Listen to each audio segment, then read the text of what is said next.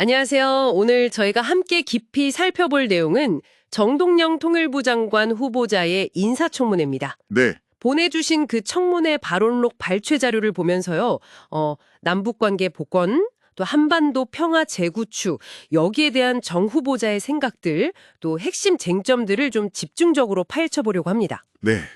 지금 남북 관계가 상당히 경색되어 있고 한반도 안보 환경도 불확실성이 크잖아요. 맞습니다. 예, 이런 시점에 통일부 수장 후보자가 어떤 비전을 내놓는지 또 그게 얼마나 실현 가능할지 좀 면밀히 들여다볼 필요가 있겠습니다. 네.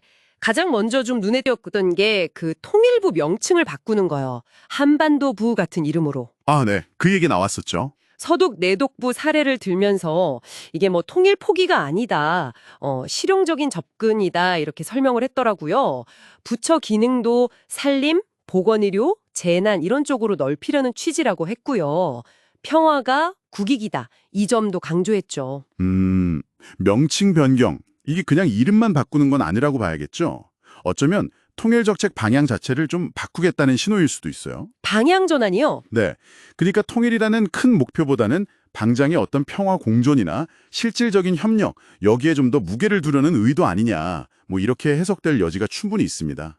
그리고 북한이 요즘 말하는 이개 국가론 있잖아요. 여기에 대해서는 정 후보자가 이걸 강대강 대치의 산물이다 이렇게 보더라고요. 네네. 그러면서 자신은 적대적인 두 국가를 우호적인 두 국가 관계로 바꾸는 게 사명이다. 이렇게 밝혔어요. 약간 동서동 모델처럼요. 그렇죠. 사실상 두 국가를 인정하고 가자. 이런 거죠. 네, 화해하고 교류 협력하자. 그러면서 남북 관계를 불일불이라고 표현했는데 이게 하나도 아니고 둘도 아니다 이런 뜻이죠. 참 묘한 표현인데요. 그렇죠. 불일불이. 이게 현재 상황의 복잡성을 잘 보여주는 말이기도 하고요. 또 당장 통일은 어려우니 평화적인 관계 관리에 집중하겠다. 이런 현실론적인 접근으로 볼 수 있습니다. 다만 이게 뭐랄까 분단이 고착화되는 거 아니냐는 우려도 있고 또 우리 헌법 정신하고는 좀 안 맞는 거 아니냐 이런 비판도 있을 수 있죠. 국내 정치, 특히 여야 합의 문제도 굉장히 강조했어요. 노태우 정부 때 한민족 공동체 통일 방안, 이런 과거 보수 정부 정책까지 언급하면서 좀 협조를 구하는 듯한 모습이었고요. 맞아요. 그 부분을 좀 주목해야 합니다. 7.4 공동성명이나 남북 기본합의서 같은 거요. 역대 주요 남북 합의 6개를 국회에서 비준 동의해서 법제화하자 이런 제안도 했더라고요. 네, 이건 대북 정책의 일관성 또 지속성을 확보하려면 여야 합의가 필수다. 이걸 아주 강하게 이야기하는 거죠. 특히 과거 보수 정부 합의까지 언급한 건 지금 야당인 국민의힘을 좀 설득하려는 그런 전략으로 보입니다. 법제화까지 가자는 건 꽤 강력한 주장인데요. 그렇죠. 정권이 바뀌어도 좀 흔들리지 않게 하려는 그런 의지 표현으로 읽힙니다. 그리고 이런 생각들을 이제 구체적인 행동으로 옮겨야 한다 이런 얘기도 했는데 특히 그 9.19 군사합의 복원 주장이 좀 눈에 띄었습니다. 아, 네. 그 합의가 지금 효력 정지 상태죠? 네. 지상, 해상, 공중에서 적대행위 안 하기로 했던 거예요. 이걸 우리 정부가 먼저 복원 선언할 필요가 있다. 이렇게 주장했어요. 대북 전단 살포 중단이라든지 민간 교류 활성화, 또 북한 상선 제주해협 통과 재허용 같은 구체적인 조치들도 언급했고요. 이건 이번에 신뢰를 쌓으려면 우리가 먼저 좀 움직이자 이런 제안인데요. 특히 민간 교류나 인도적 지원 같은 좀 부담이 덜한 부분부터 시작해서 물꼬를 트려는 의도로 보입니다. 현실적인 판단이다. 네.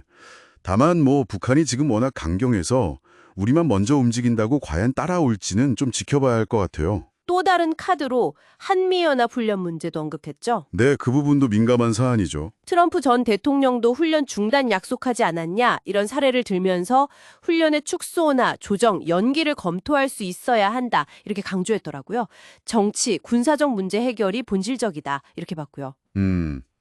이건 한미동맹이라는 축하고 또 남북관계 개선이라는 두 가지 목표 사이에서 좀 균형을 잡으려는 시도로 보여요. 북한이 아주 예민하게 반응하는 이 군사훈련 카드를 대화의 지렛대로 한번 써보겠다 이런 의도 같은데 근데 쉽지는 않겠죠. 그렇죠. 동맹하고 조율도 해야 하고 또 북한이 실제로 이걸 대화의 신호로 받아들일지도 미지수고요. 넘어야 할 산이 많아 보입니다. 비핵화 문제로 넘어가 보면요. 북핵 능력이 이제 상당히 고도화되지 않았습니까? 네, 그게 현실이죠. 그래서 완전한 비핵화는 당장 어렵다. 그렇기 때문에 단계적 접근이 불가피하다 이렇게 밝혔어요. 이건 사실상 북한의 핵 보유를 어느 정도 인정하고 핵 동결 같은 중간 단계를 목표로 삼아서 외교적으로 풀어가야 한다. 이런 입장으로 해석될 수 있겠는데요. 네, 맞습니다. 미국의 중간 조치 논의하고도 좀 비슷한 맥락으로 볼 수 있어요. 최종 목표는 비핵화지만 현실적으로 달성 가능한 중간 목표부터 설정하고 단계적으로 가자는 거죠. 예를 들면 핵 동결이라든지 더 이상 만들지 못하게 하는 거라든지요. 북미 관계 개선이 전제 조건이라는 말도 했고요. 그렇죠. 북미 대화가 풀려야 이 문제도 진전이 있을 거다 이렇게 보는 거죠. 근데 이 사실상 핵 보유 인정으로 비출 수 있는 접근법은 국내외적으로 좀 논란이 클 수 있습니다. 또 이걸로 북한을 진짜 의미 있는 비핵화 대화로 끌어낼 수 있을까 하는 회의론도 있고요. 그 외에도 몇 가지 발언들이 더 있었는데요. 전시작전권 환수는 당연하지만 5년 안에는 어렵다. 이렇게 봤고 주한미군은 동북아 안정을 위해 필요하다는 입장이었네요. 네, 그런 입장들을 밝혔죠. 반면에 윤석열 정부의 대북 정책, 특히 자유의 북진 같은 기조는 좀 비현실적이다.